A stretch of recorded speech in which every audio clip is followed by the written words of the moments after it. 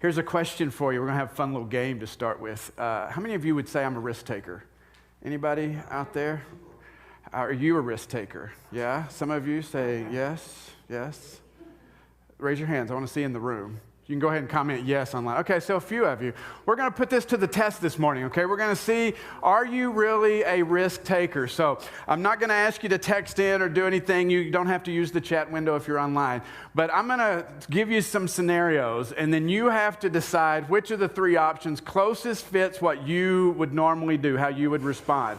And here's where it gets complicated, because you have to keep track of your score. Okay, and so if your option is A on every question, it's 1 point. If it's B, it's 2 points. If it's C, it's 3 points. We got that? So can you do that? All right, so here we'll get started with a fun one, right? So here we go. You're running late, meeting some friends. The light ahead of you turns yellow. What do you do? Okay, what do you do? So let's put that one up. So you always stop at a yellow light no matter what? That's your A. No, that's 1 point. Oh, look, I don't even have ABC. I have 1, 2, 3 for your points. Brake and stop at the light. You're late anyway. Or C, you blow through that sucker. Okay? All right, I see some threes going up in the air there that are very proud. So, yeah, exactly. Now, and I do want you to answer honestly. Don't say what you should do. I want to know what you actually did this morning on your way to church. Okay, second one. You got your answer on that one? Here's number 2. Second one is, your friend gives you a hot stock tip telling you it's going to go through the roof next week. Do you hear this stuff all the time? No, it's not true, and do nothing. Do you nod, write it down to research it later, or do you take $5,000, that money you had for a rainy day, and you invest it? Which one would you do? All right. Oh, I see a few more 1s and 2s there. Okay. When we talk about money, it's a little different. Your life blowing through a red light doesn't matter as much, evidently. I mean, I'm just observation here. Number 3, you're at a friend's house for dinner. They offer you something you've never tried before. Do you politely decline? Do you eat a little saying you're stuffed from all that water you just drank? Or do you go for it? Who wouldn't like a fried tarantula? That's actually, I went and Googled like weird foods you can eat, and fried tarantula was on the list. So how many of you would go 3 on that one? Okay. Those of you that have been overseas, you can be like, I've done it. I've sat down at a table, had no idea what they were serving me. All right, here's the next one, number 4. Your friend wants to set you up on a blind date. If you're married, imagine you're not for just a moment. What do? Do you, no way? Not at all? Do you might go, but I need to do a little bit more research, so I'm going to stalk them on social media? Or do you say, hey, sure, I love meeting new people? Anybody got some 1s? I see some 2s kind of going up in the room there. Okay. Here's another one. There's a flash airline ticket sale, and you can buy tickets somewhere really exotic, really cheap, but they're selling out fast. What do? Exotic places really aren't my thing, unless by exotic you mean Lake Okoboji. Number 2, maybe, but let me do some research first. Or number 3, I have already bought them. All right, I see some 3s there. Very nice. Just a couple more. You're invited to a party. This is more the introvert-extrovert question right here, where you're not going to know anybody. Do you politely decline, opting to stay home and watch Netflix? Do you go if you can bring someone? Or, of course I'm going, it's a party. What do we got out there? Okay, I see my introverts represent. Yes. All right. Here's, number 7. This is kind of crazy. You made a dinner several days ago, and there are still leftovers. What do? Do you chuck it? You can never risk those stomach issues. You do the sniff test and then decide? Or you heat it to within an inch of its life?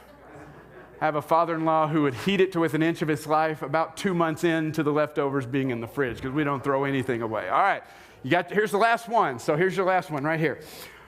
Would you do a charity parachute jump? Are you nuts? Of course not. No, but I'll go watch Pastor Ryan do it and make a donation. 3, I'm already at the airport. Oh man, I think I see a lot of 3s out there. Wow. All right, so let's add up your score. Out of, let's see, what were there, 8 questions, 8 times 3, the maximum is 24, so you're somewhere between 8 and 24, right? So let's see. How many of you say you got 8 to 10? Anybody in 8 to 10 range? Oh, wow. So see, if you were 8 to 10, you are death warmed over. And the answer for that is you need to check your pulse. Are you even alive? What are you doing with your life? I can't believe you even risked taking this quiz. So yeah, there you go. So anybody 11 through 13? Okay, couple, there we go. You would be classified a nervous Nelly. Now come on, Nelly. It's time for you to step it up. You may want to be more adventurous, and I can see you're trying. Just try a little harder. How many of you would say 14 to 16? A few of you there, very good. You're the risk master general. You're in a nice range here. You know how to balance risk with reward. This is exactly where you want to be. You know how to have a good time, and you will be very successful. So see, there you go. 17 to 19. Wow, we've got some risk takers in this room. All right, you are a pusher. You like to push the envelope, and that's great. I just warn you to be careful, scale it back. Risk is not always its own reward. Anybody over 20? Oh, wow. We got some over 20 folks. You have serious issues, and you should seek professional help. If you hadn't crashed and burned yet, you will soon. So that's my advice to you. It's a goofy little way to think about risk, isn't it? I don't know about you, but I think about risk in my own life. And no matter where you are on the scale, we know that even just living in life, you showing up to this worship service this morning in person for those that are here, going to the grocery store, that kind of carries a little more risk than it did 12 months ago. You know, life is just full of risk. But you know, sometimes when we think about faith, there's a problem. Because we take all that risk and we kind of don't associate it with faith all the time. We assume that faith means easy for some reason, and I'm not exactly sure why. But we know it doesn't mean perfection, but we think, oh, well, if I just follow Jesus, everything's okay, and I don't have to risk, and it's all good. We even have songs about this. There's a song that I remember the title. It's called Safe in the Arms of Jesus, and we think about stuff like that. And so when we think about faith, we kind of move to a place of non-risk. But is that the way faith is supposed to be? I mean, following Jesus, does it make sense because it's the safe choice? Now, I realize in our culture, maybe we look at that and we go, it might be. Maybe not as much today, but probably 50 years ago, absolutely. 50 years ago, if you moved to a new community, if you were trying to get established, you know one of the first things that you would do? You'd find a church. You wouldn't even question it. Do you know why? Because if you weren't in a church, if you weren't part of that group, this organization, people would probably never give you attention, give you the time of day, because how can you trust someone who doesn't go to church, right? And so church became, and faith kind of moved into this goofy, safe category, and we made the assumption that following Jesus is comfortable. And then, of course, we commercialized it, which made it even more comfortable. But is that really how it's supposed to be?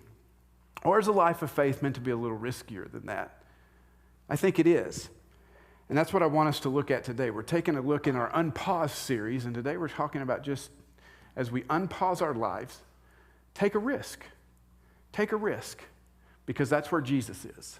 And so we're going to dive into that today. You know, the idea of following Jesus is, as I said, it's kind of a newer thing. And if you turn to the Bible, you would find that risk is basically from the opening chapters all the way to the end. Where you go back to the book of Genesis and you read even just about Abraham, who was called by God to step out of his comfort zone to go to a land that God would show him. He didn't even know where he was going yet. And God said, don't worry about it, just trust me and go and I'll show you. And Abraham packed up his stuff and he went.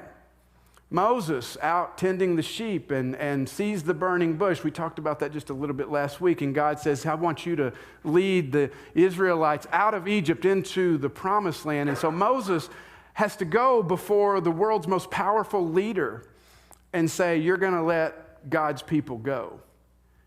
A little bit of risk tied to that, don't you think? We could talk about Elijah and battling the prophets of Baal. We could talk about Queen Esther, who put her life on the line for the people. We could talk about Nehemiah rebuilding the walls around Jerusalem. We could talk about Daniel and Shadrach, Meshach, and Abednego, all standing firm in faith, and most of these facing death because of their faith in God, because of what God has called them to do. And it didn't end in the New Testament. I mean, even you think about the absurdity of here's this guy, this prophet, who's walking around and he sees some guys that are fishing and he's like, hey, follow me. And they're like, sure, why not? Leaving family, leaving business, leaving all the comforts that they had to follow the rabbi, the one who said, I'll show you great things, and they do it.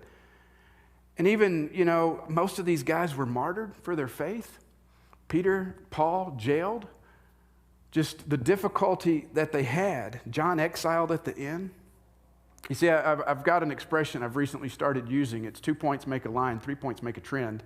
And so as I look through the Bible and I start placing these points of what God has called and asked people to do, there's a solid trend here. And it's just simply this trend that God continues to act in the world. God speaks to his people, and then God wants us to step out in faith, to take a risk and to trust him. That this life of faith that we live, that for many of us is so comfortable, that is really a new thing, and that faith isn't supposed to be quite so comfortable all the time. Not only that, but when you look at this, you understand that all these people we've talked about in the Bible, we understand that this trend that we see is that you can't stay where you are and follow Jesus at the same time. That every time he spoke, he called to move people. And I'm not saying necessarily physically move, like pick up and leave, although it did happen for Abraham and several. But sometimes it's just you can't stay in the comfort zone where you are and follow Jesus, because he's calling us to something amazing. And even the idea of faith itself implies this, even though I think we forget it. Because when you go back and you look in like the book of Hebrews in the New Testament, Hebrews chapter 11, verse 6, and it makes this statement. It says, and without faith, it is impossible to please God. That is a bold statement. Without faith, it is impossible to please God, because anyone who comes to him must believe that he exists and that he rewards those who earnestly seek them. So there's this understanding we need to have that just living a comfortable faith may not be exactly what God has called us to, because then as we move over just a few verses earlier in Hebrews 11, we read that now faith is the confidence in what we hope for and the assurance about what we do not see. And in a world that values knowing where you're going and having a business plan for the next 5 years and seeing the logical steps along the way, faith provides a real challenge for us. Faith is a real challenge, because here it says we're putting confidence in something that we can't see. It's like the old Indiana Jones and the Last Crusade. Any fans out there of those movies? Oh, absolutely. One of my favorite scenes in that movie is where he gets to the place. He's walking through the cave and he's getting to the Holy Grail, and it's that step of faith, right? You remember that part? It says you just have to step out, and he takes his foot and he steps on an invisible bridge. And that really is what we're talking about. It's that we see God's activity in the world. We see that he's moving, he's doing all these things, and he's even speaking to us in those moments of invitation, inviting you and inviting me to join him in what he's doing in the world. But then we have a choice. Then we have a decision to make. Because God doesn't force his hand. He doesn't force us to do things that we don't want to do. As I've said plenty of times, if God wanted robots, he'd have made robots. Instead, he wanted relationships, so he made us. And he speaks and he invites and he says, why don't you join me? But the problem is, a lot of times what God is calling to us and speaking to us to do makes no sense. Logically, humanly speaking, we go, yeah, I don't know how that's going to happen. I don't know how I'm supposed to do that. And yet, even then, we're called to take a step. There was a study years ago called Experiencing God. A lot of what we're talking about now is based on that. And the author of that book called this moment a crisis of belief. A crisis of belief. Because when God speaks and he invites you to move, if you've ever been there, you can feel that. You feel the tension of what humanly you know, what humanly you feel, what logically makes sense to you, and what God may be calling you to do. Sometimes they don't line up. But we need to understand that God doesn't reveal himself to us for us to turn a blind eye to what he's doing in the world, and he doesn't speak to us for us to ignore him. The reason God does this, it is so that we can join him in this world in what he is doing. But whatever he's calling you to do is going to be risky. It's going to require faith, that crisis of belief. Faith is inherently risky. Jesus, following him, if you've taken that first step, you've heard that call, and you say, you know what, I do want to follow Jesus, that's risky. Even Jesus himself in the gospel said, you know what, you don't build a tower without first counting the cost. For some reason in America, we so nationalized religion that we took this part out. And we made it comfortable and got the fire insurance that says, yeah, I'll just follow. And I just picture in my mind Jesus shaking his head going, you guys are missing it. I'm calling you to bigger. I'm calling you to better. I want you to experience more. So here's what I want you to do just real quick. Think for a moment has there been a time in your life where God's called you to something big and you responded either by stepping out in faith, or maybe you didn't respond in faith and it's led to maybe some regret? Think about that for just a moment.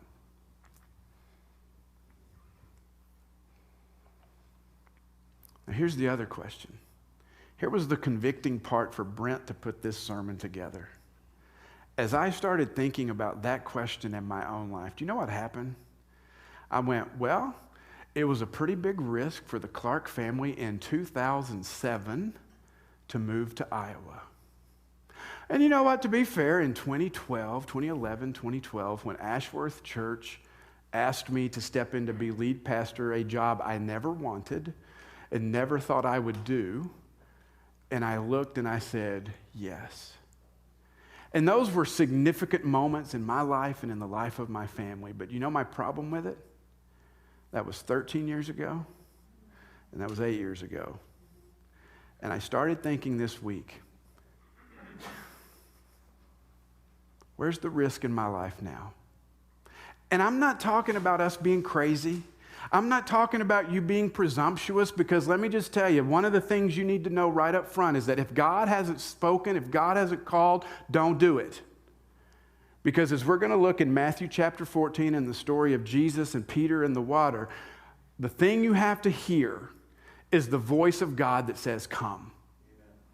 That is critical. I think far too often, sometimes Christians like to throw around God told me and spiritualize things that God's going, I didn't do that. I mean, let's just be real. And that's why here at this church, you don't hear us say that language a lot, because when we speak it, you can be confident that we are confident we've heard that word. Matthew chapter 14, probably if you've been in church any time, familiar story, cool story. Jesus has fed the 5,000 men, it says. That doesn't even count women and children. So probably 10,000 people have just been fed by 5 loaves and 2 fish. Miraculous things happening. Jesus tells his disciples, get in the boat, go across the lake. Go across the Sea of Galilee. I'll join you in a little bit. Jesus disperses the crowd. He goes off by himself. He retreats and he prays. And we read in this story that the winds were coming up on the boat. And what should have been, on a good day, an hour trip across the lake, they're into hour like 6, 7, 8, just struggling. The winds are just battering against them, and they're not making any progress. They're tired. They're exhausted. It's about 3 a.m. They're worn out. The Jewish people had this idea that at the deepest part of the Sea of Galilee, water was kind of seen as inherently evil, and that below the deepest part was a portal to the abyss where the demons lived. So as you can imagine, they've already got this preconceived, superstitious idea about water and the lake, and they're fighting and they're tired, and all of a sudden they see this figure walking miles from the shore towards their boat. They're terrified. They say, oh, it's a ghost. And because of all this stuff that's floating around in their heads, of course they're terrified. And we read in Matthew 14, Jesus says, hey, I am. The Greek translation is a point back to the Old Testament where God said, I am. Hey guys, don't fear, I am. And Peter, my favorite guy, because I have so much in common with him, talk before you think. He says, if it's you, tell me to come. And Jesus doesn't chastise him. He doesn't rebuke him. He just says, come on. Come on. Get out of the boat. What would you have done in that moment? Because as you think about this story, you don't get 11 more people going, oh, Jesus, what about me? What about me? Can I come? Nope, the other 11 are just like, he's going to drown. It's been good to know you, Peter. But Peter he said, it's Jesus. And I'm out. And we don't know how far Jesus was. We don't know how far Peter walked, but we know that something happened to Peter when he gets out there. It's that he takes his eyes off Jesus. And if he's like me, he's probably going, this is cool. Oh, wait, you can't walk on water. Ooh, where's all that wind coming from? Oh, my goodness, the waves, it's hitting my knees. And slowly, Peter begins to sink. Peter doesn't start doing this necessarily. He just looks up and he says, save me, Jesus. Jesus reaches out his hand and he lifts him up. And Jesus says to Peter, he says, Peter, why so little faith? Why so little faith? And what we don't get to see in the rest of the story, but we know it had to happen, is that Peter and Jesus walk back to the boat. We forget that part. We look at this story and we go, oh, Peter's impulsive and he got out of the boat. And then he sank because he took his eyes off Jesus. Stupid Peter. But you know what? Peter called out to Jesus. Jesus lifted him up and those two walked back to the boat together. You know, here's what I want you to understand about this. As I said before, number one, Peter gets out of the boat because Jesus says, come.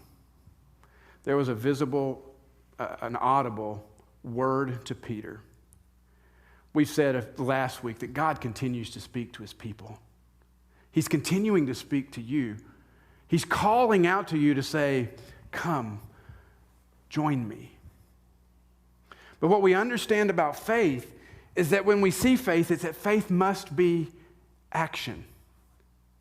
In fact, James, the brother of Jesus, in his book talks about this. He's like, show me your faith without your works, and I'll show you my faith by my works. Faith without works is dead. So when we think about that crisis of belief, this faith that we're drawn to, we have to understand that it is action. It's stuff we do. It's not just stuff we believe, and there's a challenge for us because a lot of times in our culture, we equate faith with belief. We equate faith with creed, with doctrine, and believing the right things, and that's not the faith we find in the Bible. The faith in the Bible is action. It's putting into practice. You can say you believe anything you want. The moment I know you're serious about it is the moment I see you do something about it. Doesn't mean it wasn't there. It just means I can see it. And more importantly, you can see it. Not only is faith active, but because it's active, it means faith needs to be nurtured to grow. It's something that grows. And so, you know, for some reason in church world, we assume we look at people that come to faith and we think that coming to faith is the end all, and it's not. Because as parents, if we have children and we never saw them start to sit up, and we never start to see them crawl, and we never start to see them walk, we'd be in the doctor's office right away to the first moment we thought something was wrong, and we'd say, something's wrong with my child. And yet sometimes in the church, we see people that came to faith 27 years ago and have never taken a step of faith since then. Why does that not concern us? And I don't mean that in a judgmental way. I just mean it in a realistic way. Faith is something that is to be exercised. It is something that is meant to grow.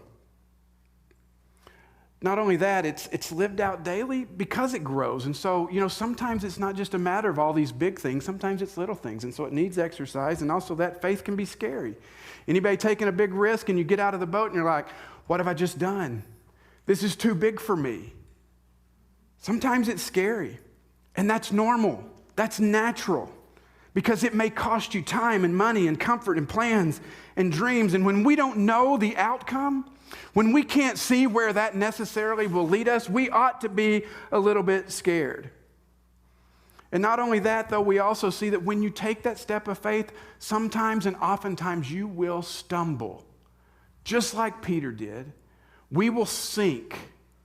But the question we have to answer is, what do you do when you stumble? Do you quit? Do you give up and walk away? Or do you turn towards God? Do you turn towards Jesus and allow him to lift you up and to continue on?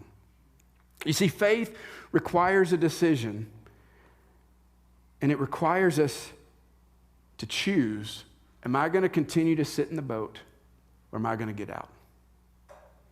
But I'll tell you, if you choose to sit in the boat, that's great. You have that option. 11 disciples did. But if you get out of the boat, it's going to change your life. Because think about in this story, and I encourage you to read it, Matthew chapter 14. The 11 saw what happened. They experienced it from a distance. And it says when Peter and Jesus got in the boat, they all worshiped Jesus, saying, "You are the Son of God." They had a moment. But I can tell you, they did not experience the way Peter did. Peter, I imagine, however old he was when he died, he was still thinking back and telling the story. Do you remember the day I got out of the boat? God is still calling people to get out of the boat. But there are things that are fighting against us that keep us from wanting to get out of the boat. You know what those are? It can be fear. It can be comfort. It's comfortable in the boat, isn't it? It's comfortable being in what you know, and we don't want to rock the boat. We don't want to do any of that stuff. We want to stay right where we are. The boat is safe and secure. And if we get out of the boat, we might fail. Things might have to change. It's the unknown. I might have to give up control because I can't control the waves. I can't control the wind. I can't even really control if I stay on top of this water. I have to trust Jesus for that. Author John Ortberg wrote a great book. It's called "If You Want to Walk on Water, Get Out of the Boat." Perfect for this sermon. He says that Peter knew the shame of public failure because he did fail in front of his other friends. But Peter knew two other things as well. He knew the glory of walking on water, and he knew the glory of being lifted up by Jesus in a moment of desperate need. The others didn't experience any of this. They couldn't because they were still in the boat. And he makes this statement. He says, the worst failure isn't to sink in the waves, it's to never get out of the boat. You see, faith isn't built when we assimilate new information, and it really isn't fully formed with us just sitting in the cheap spectator seats watching it happen. Faith is built when we get in the game, get out of the boat, trust Jesus in what he's calling us to do. And Jesus is still looking for people who will take that risk, who will hear his voice and answer the call and step out on the waves. And one of the best reasons we have to get out of the boat is because Jesus is there. Let me say that again. The best reason we have to get out of the boat is because in that moment, Jesus isn't in the boat. Jesus is over there. So here's my question for you. As we've been talking about this over the weeks, have you had your eyes open? Have you been able to see, even in this crazy pandemic, COVID, politically divisive world that we live in, have you been able to see God moving? Have you been able to see even maybe in the small things where God is at work? What about listening? Have you been taking the time to just find the quiet, to turn off the television, to quiet the radio, wherever you may be, to just say, God, I want to hear from you. Speak to me. Because those two really are prerequisites to what we're talking about today. I'm not telling you go do something stupid, go do something crazy. What I'm telling you is if you see God moving in the world and you hear God speaking to you, what is God saying to you right now? What is your boat that you need to be getting out of? What is Jesus calling you to today? What risk is he calling you to? And maybe you sit here and you go, nothing. Great. Then we go back to square one. God, show me where you're working. God, open my ears to how you're speaking so that then I can hear you call and get out of the boat and follow you. The challenge of this message is that faith is action, and faith is inherently risky. Following Jesus is risky. He calls us to live counterculturally. He calls us to something beyond the system and the values that the world currently lives in. And the only way we can do that is to take that step of faith and to take the risk and say, it's worth it. You see, if we're always so comfortable in the boat and we don't see what Jesus is offering on the other side, we'll stay in the boat. But I don't know about you. I'm ready to walk on water again.